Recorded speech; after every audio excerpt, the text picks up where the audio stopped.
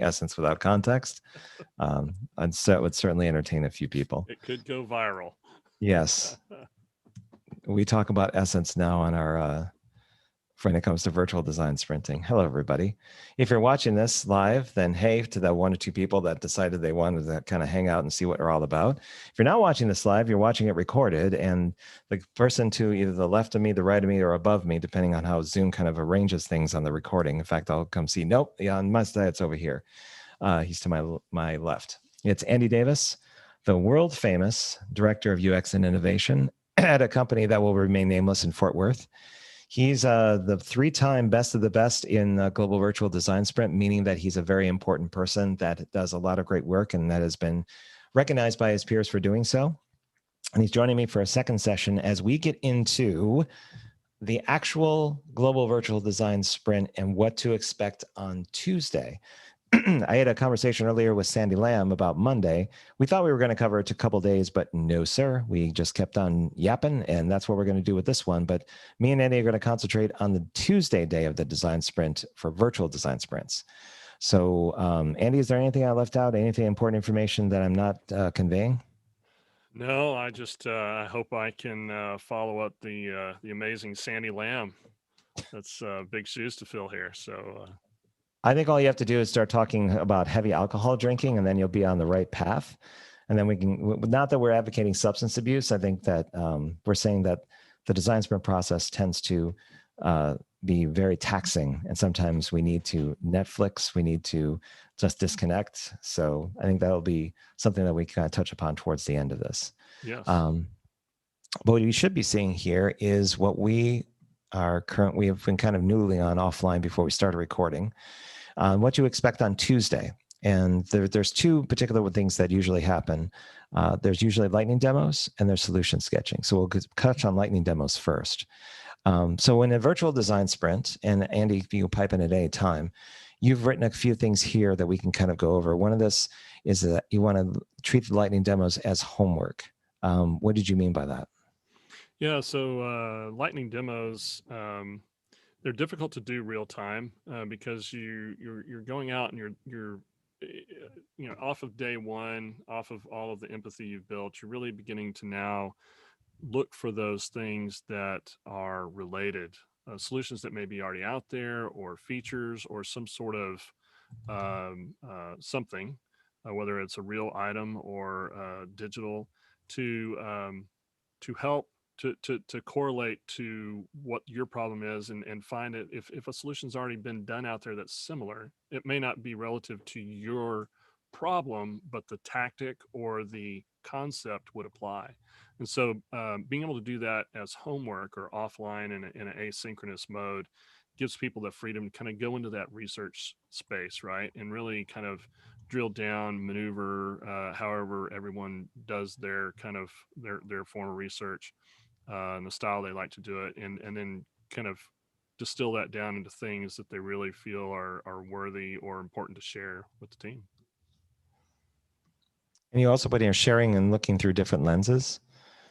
Yeah, it's kind of a little bit of what I was just saying, but it's so important to look at something and go, gee, I may be solving for X, but I remember this one company, they had something that is completely unrelated to what I'm talking about, but the process or the approach, when abstracted out, would apply. And so being able to look through those lenses and not discount things that you see, right? You can find very disparate solutions, right? You can find, and I'm just randomly choosing something, but maybe a banking application might have something similar to a pipeline control system, right? For an oil company. Maybe there's something that in their feature sets that are very, very, when abstracted out, are very similar. And then you can learn from, well, how could a banking app help me design for a pipeline control system for an oil company? I don't know, but there may be a connection, and it's worthy to explore. So always keeping that open mind, looking for those connection points that you would never think would be connected. And the quantity versus quality argument with showing examples of potential solutions or what taking inspiration for what other companies may have done in a different way. How do you kind of balance that? Yeah, I put this down because I'm not really sure I have an excellent answer, and it was kind of a question for you as well. And you know, you don't want to throw things down that are just there just to fill space, right? You want to be able to look at something and go, there's a story behind that. There's a connection that I can talk about and that I can describe the importance of. And you know, if you find a whole lot, great. If it's redundant or repetitive, then perhaps you need to edit yourself a little bit and curate that down to a reasonable number so that the team can make it through all of the content. And I put a comment on there saying you should probably consider making a top 10 list for on your own. And then when you go to meet the team or present that, just choose your top three. Because chances are, if you're working on a team of even 5 and 6, like we're doing now, there's going to be anywhere from 10 to 15 different examples. And going through them all and presenting will take a big chunk of time. And that's where there's going to be something where I'm going to encourage people to record on Loom, so that basically they record their lightning demos and what they think. And then once people actually check those out, they just basically, it's a quick roll call in the beginning. It's like, how many people saw their lightning demos? How many people saw Andy's? How many people saw Gisella's? How many people saw Obama's? Whoever. And basically see like who's been paying attention, who had time to do so. If you have a quorum, meaning you have like more than 75% who have, then you give 5 minutes for people to check those out on their own and check those videos offline. Allow for discussion with the team that have already talked about it, and get some perspective, but then get into what inspired them most and start heat mapping that stuff. So again, that's something an experienced facilitator would do instinctively to kind of maximize the time. But it's one of those things where when we get into execution and showcasing how that's done, that'll be part of the equation. And again, that also bridges into this is commenting and giving perspective on different aspects of the demos you like or are interested in. Is that what you kind of meant by commenting? Yeah, and this is actually an area where I think I shouldn't say most, in many of the design sprints I've been a part of, been a part of, this is the area where I think you can quickly underestimate the value, and you can kind of overlook it because you're kind of speeding along. Everybody's excited. Everyone's seeing all these cool, neat ideas, and they want to go into the next phase of things, right? Solution sketching. And it's important. There's so much empathy that can be developed in this stage, I think, and in encouraging people to take that time, building the time in the exercise to enable people to put comments down. And I think sometimes you have to model that behavior for some users or some participants. You really kind of need to kind of jumpstart that process. I like to see my lightning demos. I like to see them littered with comments and heat mapping and all sorts of things, all sorts of artifacts that I can draw off of when I get into the solution sketching. And I think it's really important and should never be overlooked. And that's going to be on me to basically show how to do that. So basically a short video, say once somebody puts up a lightning demo and you look at it, here are some examples of some commentary that's really helpful, like questions, open-ended questions to ask, or how to basically, like even something as simple as putting just like a fire emoji on something. You can visually communicate size. Like if you really enjoy it, blow that thing up so it almost puts on the entire thing, whatever. But sometimes that hand holding is something I'm putting into GVDS-5. It's like, I'm not leaving anything to chance. This is typically what's usually going into this kind of commentary, how lightning demos are usually presented, what you want to be able to tell people about, not just say, this is Apple. They have neat ways of showing their imagery. Yeah, but how does it relate to what you're doing, and how does it relate to the problem? Or even if it doesn't, how do you see the correlation between what they showcase and what your team could potentially do? So yeah, showing examples is pretty important to really understand how to get down that path of doing it. With solution sketching, we got a few here, which with capturing the essence of your idea, not making it too involved, and kind of just basically getting to the meat of the matter, so to speak. Is that what you were kind of thinking with that one? Yeah, yeah, absolutely. And it's important, I think, to you don't the fidelity on these don't need to be great, right? But they do need to tell a story, and they need to focus on the part of the story from your mapping that is most relevant, right? The before and the after of your map from where your main target area is going to be focused. Those things are important and certainly set the stage, but sometimes I see solution sketches that get overly complex. What does that do? Well, it may slow the team down. It's always nice to have pretty visuals, but if you can get the team to focus on the crux of what you're trying to solve, then they can spend less time processing the visual, the pretty part of it, and really try and evaluate, is that really solving the problem? Is that really going to impact or influence or help us move forward? And I think that's a really it's so easy, and everybody's guilty of it, right? You start designing, you start piecing something together, and you get excited about it.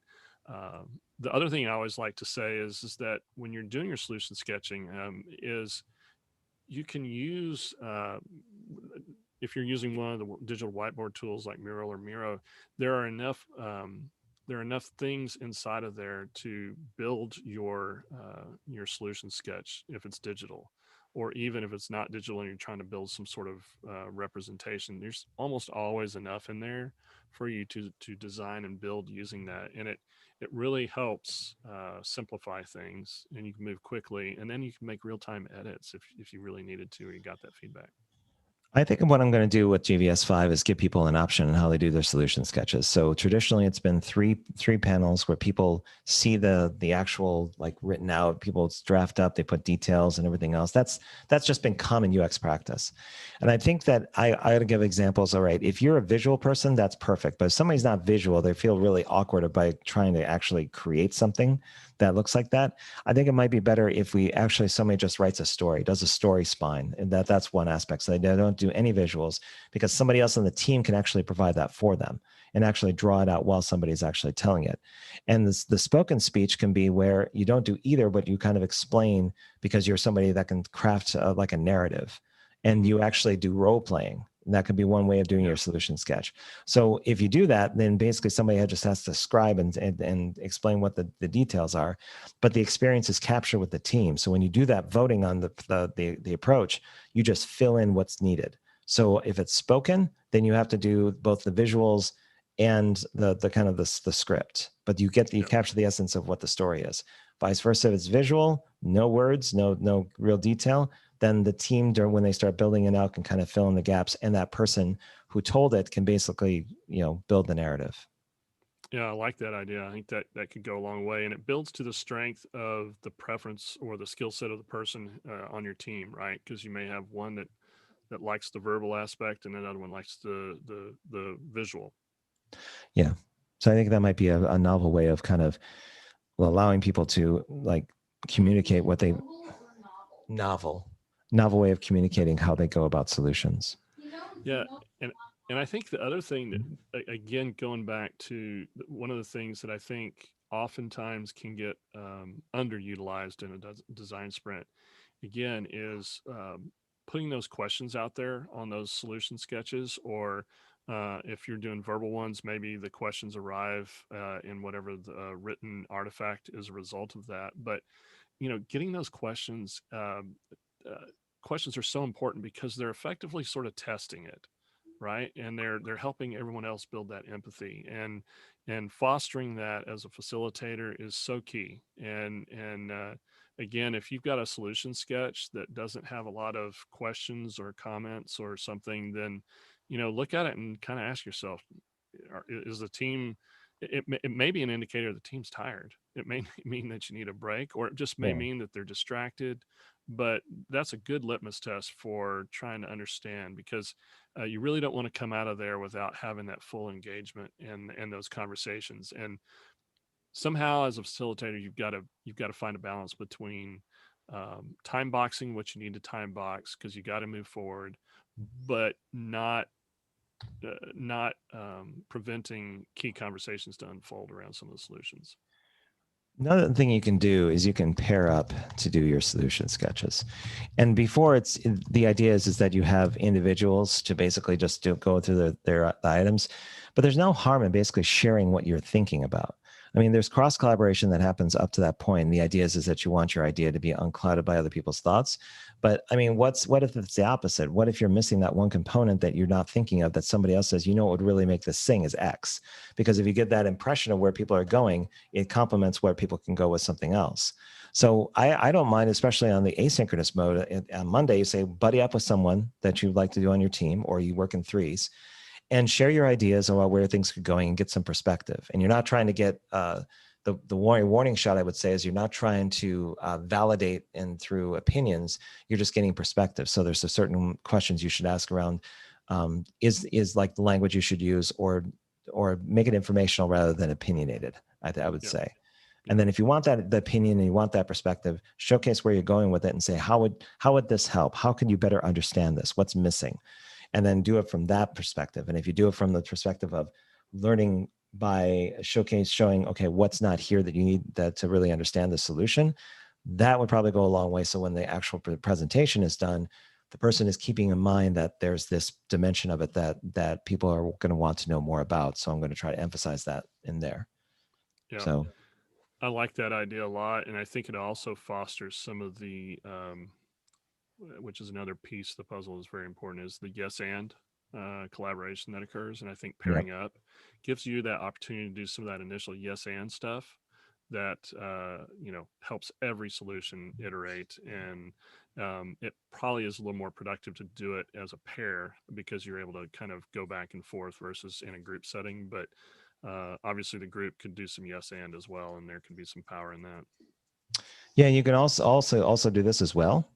This is a book by John Bielenberg called Think Wrong, and it has that particular exercise in it, and it's got a lot more that are also like that as well. So, yeah, it's definitely something that you can think about. You know, in a way, this virtual design sprint is going to be kind of funny because it's going to be challenging some conventions around this where people are going to go, well, I'm used to this, but then there's this. But that's the whole idea, is that we're going to try to see from team to team what seems to make sense. Because Sabrina Gorch early on was doing mood boards, like as early as GVDS-2, to kind of give a dimension of visuals to the solution sketch that really helped their team. I mean, why not encourage that kind of experimentation in this type of environment rather than just following a script every single time? Yeah. And that's, I mean, you just kind of highlighted a whole nother thing around your solution sketch. Don't underestimate trying to understand or quantify the emotions in your solution, and whether those emotions, what you're trying to design for, or aim for, are present or not, because emotion can be an extremely powerful way to find success in a solution. Although we aren't suggesting is yelling at the top of your voice when you're making your presentation to try to make it like much more profound, right? Yeah. Well, our microphone, this is in the 70s where the connections overseas are bad. We can get it just fine. So we're good. Yes. Choosing a direction to go with. So this will be one of the things that out of all the options that you have in your solution sketches, there's this notion that you're going to choose a direction like that's going to be your primary one based on all the information to date that's going to kind of solidify where you go. So the first thing I want to put here is just like choose, but bring some friends along with you. And what I mean by that is that you are going to be choosing a winner, or at least like something that's going to be your focal point. But the friends that I'm talking about is that you're going to be taking the components of the other solution sketches that had some novel ideas, but they're kind of encapsulated in there. And you're going to use those as a menu so that either if you do prototyping or prototyping, you're going to have all of those basically as a palette to basically pick and choose where you put it into the interface so that everyone has some sort of say into what you're going to be creating. Yep. And that happens more often than not. I call them mashups, right? Most often you'll see that happen. Yep. Something else that when it comes to choosing a direction is that there's two dynamics. The first is that selecting a focus, or actually this is like check in to see if you are still aligned with your long-term goal, sprint questions, etc. Because usually you don't think about that until you have the process says, did you answer those questions? Did you do whatever after the thing's done? I think it's important to kind of do it now to say, okay, if what we're constructing here or potentially doing, could we answer those questions? And if it's kind of like, yes, maybe we don't know until we do it, maybe that's a good time to say, what should we kind of construct or kind of angle this to kind of get to answering those a little bit more succinctly, both long-term and sprint questions? Because I think if you don't do it here, you end up doing it at the end of testing. There's really no more bandwidth. You're done. And then you just have to kind of get opinions. So that of all the things we've talked about, that right there is so important. I've had sprints where we get that, to this point, we're asking that question, we're reviewing it, and then we realize that maybe we need to, sometimes you can have a too complex of a sprint question. And you've found that, oh gosh, we're not aligning well. And I've had sprints where we've had to make modifications there. But that also puts to really work on beating up that sprint question, and a seasoned facilitator or having an advisor, someone on board day one can really help ensure that you don't complicate it, or at least you account for the complexity that may be there. I agree. And then the other thing I'll put here is that if you're a designer, start prepping for Wednesday. And I know that that's kind of going, I'll actually put that over here because it belongs in this one. But the Wednesday is really the designer's time to take the lead from the facilitator. That's when they become the art director. Where they kind of do the Pokemon transformation from a simple, like for a level 1 Pokemon, and they're actually going to go to like its evolved version. That's where a designer starts prepping for Wednesday to become an art director. So you're going to be, now the vision is with this person. They have an understanding of concept versus intent. They can start mapping how that's going to look and feel, and it's going to be a representation of the designer class of the engagement. That doesn't mean that you're going to hold true to everything the person says, but there's another dimension of this that I won't get into. But they essentially become, now they are the most important person in the room in terms of guiding people along, assigning different things, making them feel included, working the process so that there's a stitcher, there's a copywriter, there's people that have jobs to do. And it isn't just the designer that goes, I'll come back in 24 hours and get you something you can look at and test, because that's the wrong way of doing it. If you have one person basically burning the midnight oil, guaranteed they're not going to want to do this process again. Yeah, no doubt. And understanding those flows, right, when you get into story mapping, which typically isn't Tuesday, but these are the parts where you can find your team just kind of, they can fall into autopilot because everything's starting to feel good. You're jazzed. You made a decision. You like the idea, but there's still a tremendous amount of work and questioning to be done to really beat that into submission and really ensure that the outcome is aligned well. Mm-hmm. I'm putting some other ones for here too. Yeah. Because there's everyone. It's like, okay, you're not done. This is not, day 2 wasn't where you kind of wait until everything's done. Yeah. There's all these different ones that go into it. And the other thing I think and I'm thinking on the fly here, but as a facilitator, this is actually a good time to celebrate you made a choice, but then talk about what are the risks going forward for the team, right? And highlight those and set some of those expectations. Now that you've done that, right? Here are the things that we could fall in, traps that we could fall into. So let's be mindful of them. You can't assume that everybody's aware of them. Hump sprint. I'm gonna leave that one alone. How about celebrate the stride, which is like where you are. Celebrate the stride and emphasize the need to follow through, so that there's not this sudden kind of like throwing up and then going, okay, now we got a couple of days to wait. It's like, You've now reached the height. You've kind of hit the pinnacle. Now you're going downhill on the bike. And this is where it gets fun. But if you don't control it and steer it, you're going to end up in a ravine. And then you got to either wait for a car to come up the road to pick you up, or you got to repair your bike and then go all the way down the bike path. Yeah. Yeah. And put your helmet on. Yes. You always got to have your helmet on. Yes.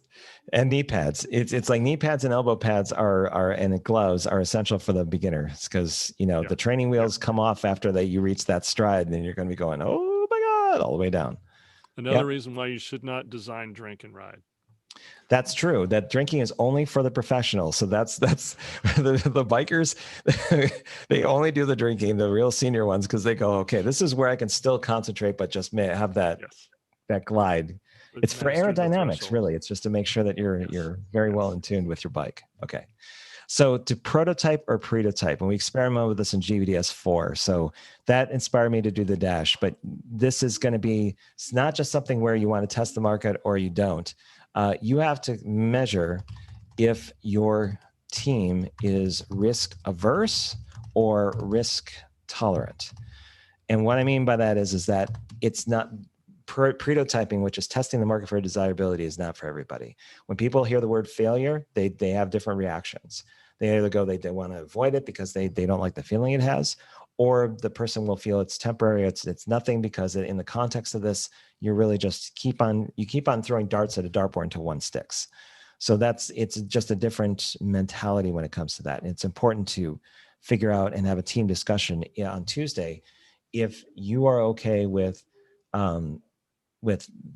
whatever you're doing basically not working in the market if you decide to test it, especially if your solution seems to be very marketable. If it's not very marketable, you don't need to go there. If you have a hydrogen park, you can do it, but whether or not somebody's going to buy $1,500 for a ticket, that will be a real interesting conversation when you try to issue them a refund later saying there isn't no park and don't sue me. Yeah. So there's that.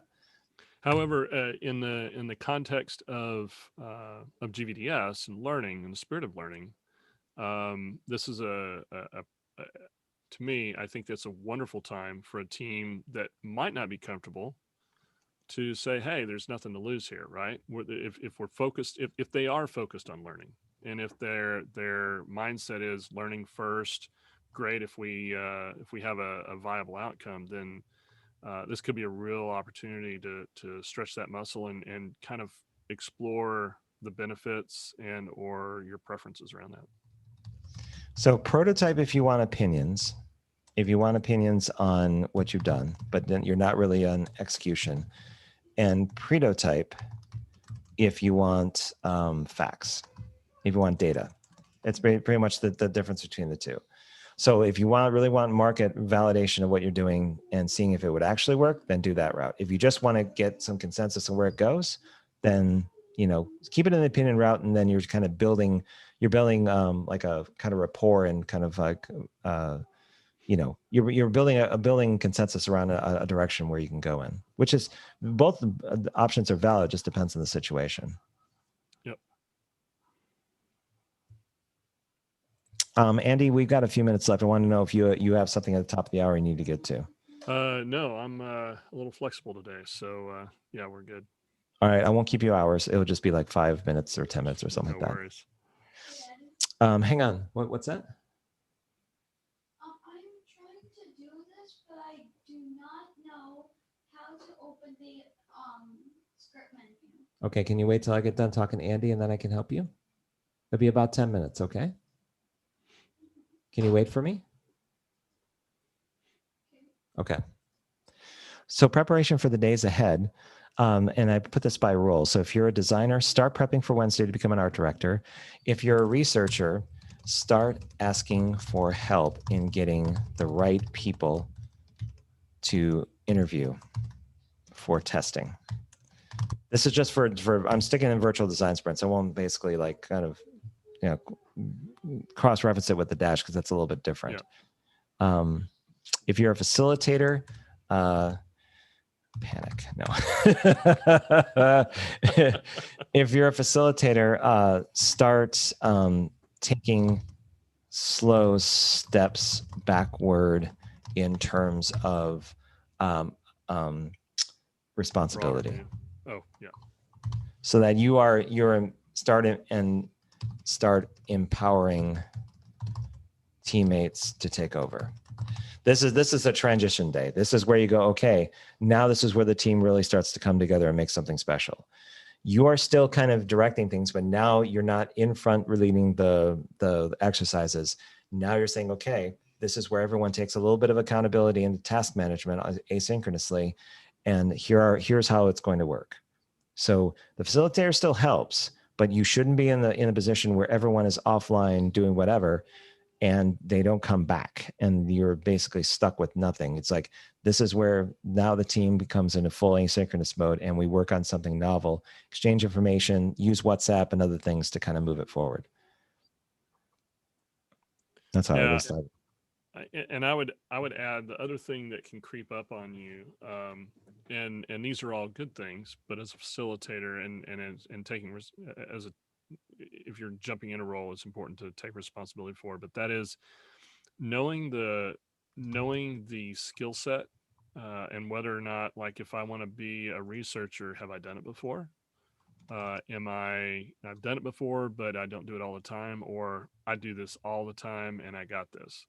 That's one element to identify. And then the other one is, you signed up for GVDS. We all made commitments to each other, but we all understand, some of us may have more volatility in our schedules than others, and trying to understand that, because you can quickly find if somebody's stretching themselves into a role and you're not fully understanding that, then they may find that they need help, or they're in emergency situations, like I'm way in over my head. So knowing that ahead of time and making that okay helps the team understand where they might have some risk or some things that they need to be mindful of and supportive, or on call, so to speak. Okay, that's a very good point. So you're not just necessarily taking a step back and going, go at it, give it a shot, see what you can do. It's more exactly. But give me, but I mean, within reason. So you're taking back and allowing them to take over where it makes sense to do so. Yeah. See Andy's insightful notes below. There you go. Okay, so if you're a developer, panic. No, if you're a developer, you become the voice of practicality. So there will be instances where people want to basically make this great, complete solution, and a developer should pretty much be the sandbox holder and say, just concentrate on one thing at a time. Maybe they have a Kanban board or something to kind of pace everyone, but they're basically like, we have the set amount of time, and let's just concentrate on the highest value stuff and kind of work on that. Even if it's incomplete and we're just showing like 2 screens, that's probably where we should go. And also be a problem solver as well. So they tend to be someone who can voice of practicality and help problem solve how things could work. So that if you're working in a no-code environment, you're not trying to do like JavaScript, but you're in Webflow, or if you're in, I can't remember the mobile one that's the equivalent, but if you're just working in that and you're kind of building things pretty fast, you're just kind of going, okay, here's where you do that Goldilocks effect and you can become a teacher as well. But that's where I think developers they're infrequent in GVDS-5 because it's design, but development is really important to kind of make sure that you have a proper structure. So yeah, I agree. And if you're an advisor, I think the best thing to do is you're an advisor, then this is where your strategic mindset and experience can save the team a lot of time and grief. Lee Duncan is a pretty good example of this because he tends to figure out where it's appropriate for him to like steer people in a particular direction or have them consider different options. You're really good at this as well. But this is where you still have that kind of like, you're with the team, but you're kind of like standing back a bit and looking at the bigger picture. And you're not necessarily telling them what to do, but if you see things going in a certain way, that you're kind of the person where you're the person on the very, very top of the ship in the wind, and you're kind of going, you know what, I think we're we're getting close, but I think we got to move everything to the right, like shove down. I'm saying like we got to like avoid some rocks, or basically get more towards like the shallow, like the other end of the other end of the island where there's the storm isn't as strong, or something to that effect. Yeah. And I think it's as an advisor and a facilitator as well, but advisors, they may not speak often, or they might not weigh in frequently, but it's important for advisors to really sort of understand or understand when their feedback is being received and understood and when it's not. I've had scenarios where I've provided feedback and it, it it it wasn't understood, and then I had to find other ways to communicate that, right? And so I always start off verbally, then maybe a visual. It's like, hey, let's jump on the board over here and let's just sort of here's kind of what I'm trying to help you see, but making sure that you find the right way to communicate, so that the team kind of can at least process it. Now they may choose to not go with it, which is fine, but making sure that they understand it.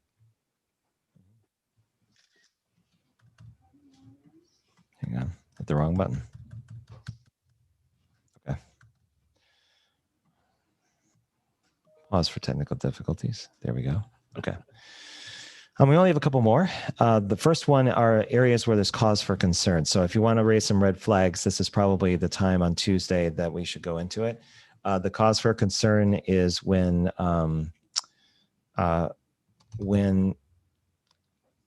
there's, I think the first thing that is usually a warning sign when people stop sharing or talking. When they kind of disconnect verbally, that's usually a sign that either something's going on with them outside, that there's one person that's dominating the conversation, or they're just not getting it. They don't like the approach of another teammate. Usually when the inputs and outputs, it's more somebody taking in information and seeming just to be doing something else. That's the first step where it's kind of like, okay, you can try to jumpstart it with voting to make sure that that person's voice is heard. You could do like votes every 20 minutes or 30 minutes to see where just on simple things. But that's usually a good sign where there's something's up, and you may need to, as a facilitator, to kind of go one-on-one with that person to say, hey, tell me what's going on. Yep. I agree completely. It's those signs of disengagement, whether it's like you said, a lack of contribution, not coming back from break on time, maybe short responses, or even tone or frustration in their voice, whatever it is. And those things may not be. The other thing that you have to remember is these things may not be reflective of you. It may be reflective of where they are in life that day, right? And so it may not be something you can solve, but if you sense it correctly, you can make it less of a friction point, right? And sometimes it's like, you know what, having a bad day, and that's fine, right? It's okay to have a bad day, and then you can adjust and help set those expectations, right? And you can say, okay, well then you're having a bad day, no problem. So here's what the team's how we're gonna support you, and it may be, go take a break, or just do what you can, and that's fine. If it becomes chronic, then that might be a scenario where the advisor or facilitator needs to sort of jump in and say, okay, what's not working for you?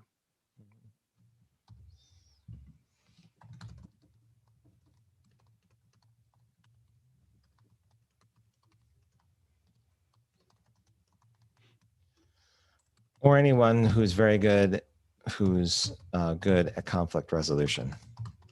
Because it may not either be those roles. It may be somebody who's the researcher because they talk to people constantly. They may be something that can translate it better, and there's more of a trust or a rapport in that regard. But yeah, usually somebody that can kind of fill in, and that helps. I put in here why questions. When you start hearing why questions that sound like they're addressing confusion or frustration, that's where you should put a stop onto things, because that's a good way of knowing that your adherence to process and maybe going through it is not catching people the right way. And either they don't feel like they're getting out of the process what they should, or they're just in a place where they don't know what's happening. And this can be just because the virtual environment doesn't suit well for people that really want to have a lot of discussion and really elaboration on the topic. It frustrates them completely that they're not talking to a human being and just the screen. So it's sometimes there needs to be that offline conversation, or that extended conversation about the topic that'll make them feel like they're covering all their bases mentally or even conceptually. But then again, if you have those types of people on your team, then there's got to be an adjustment on expectations for everyone, that this is where it may go. We may not be where we're supposed to be on Tuesday. We may not even get to sketching until Thursday, because we need to vet out this vague, ambiguous challenge in a meaningful way for people to really engage it. Yeah, I think that's very true. And I think one of the tactics you can use oftentimes, or I've used in the past, that I feel works well, and that is, if you see it coming or you sense it, be mindful that um, asking permission to do something often is a wonderful tactic. Most people will grant you that permission, and it sets the stage that as the requester, if you're asking permission, you understand, you're being empathetic, that maybe this isn't the most pleasing thing for you, or maybe there's a little uncertainty either for me or for you, but if we both agree, to try, then at least now you can have same expectations in your mind, and then you can talk about, how did that go? Did that work for you? Did it not? So asking permission's a great way to stave off some of those things.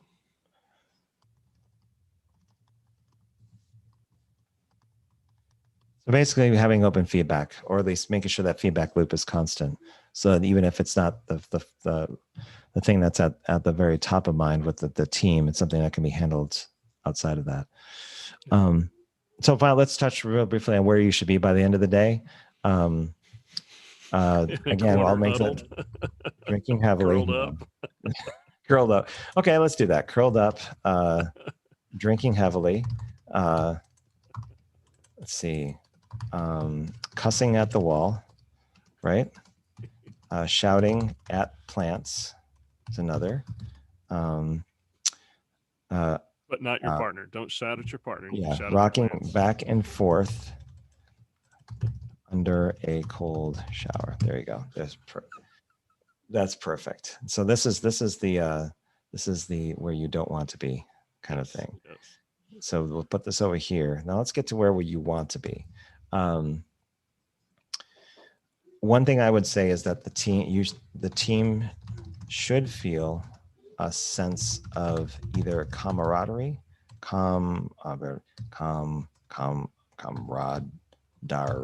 No, that's not it. Save me spell check. There you go. Camaraderie and or purpose.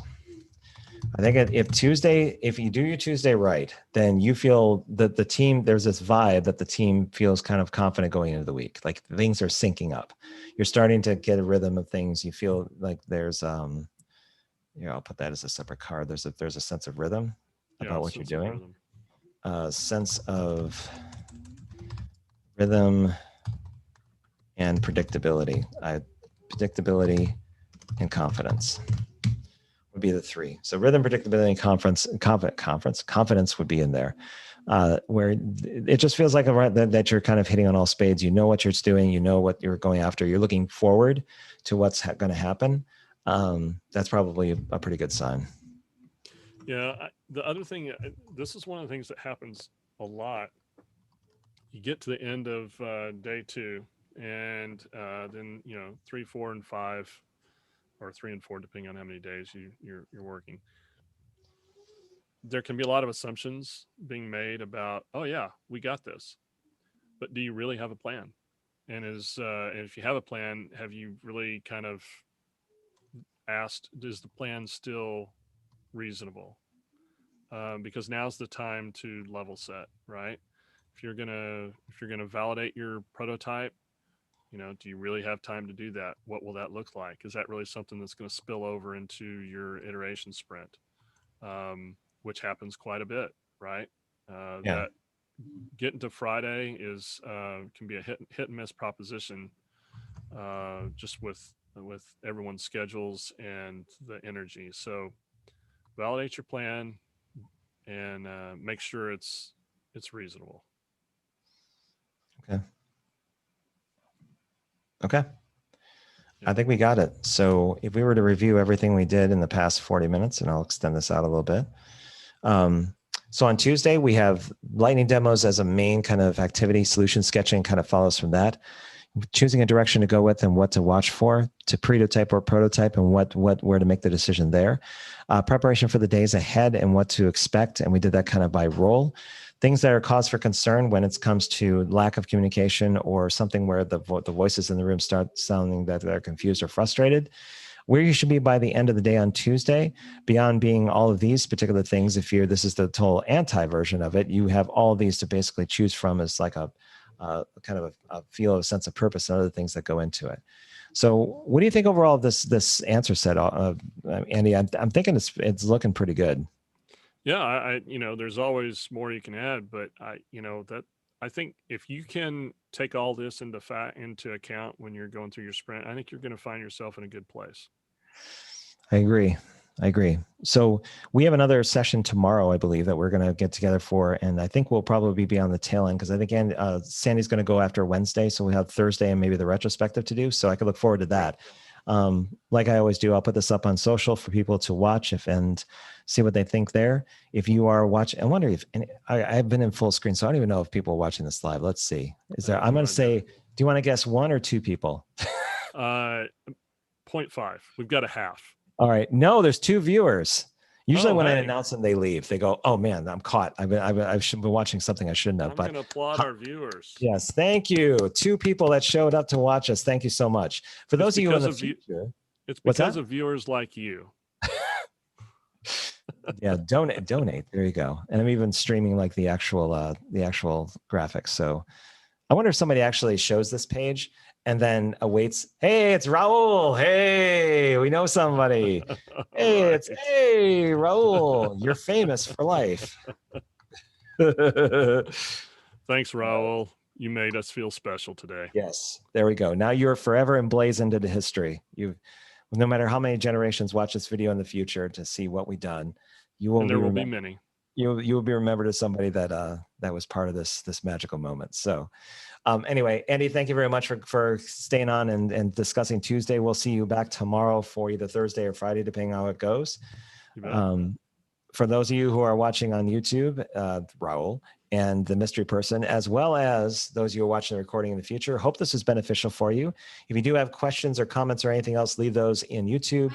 I know who it is. You think you know who it is? Yeah, the person who usually watches you. Oh, the person that usually watches me. So my son's got it down. Be sure to comment and leave us any kind of suggestions you have for future videos or content. And we will talk to you later. Andy, stay on. I'm going to stop the live stream, but I'll talk to you really briefly, okay? Okay. Anyway, let's say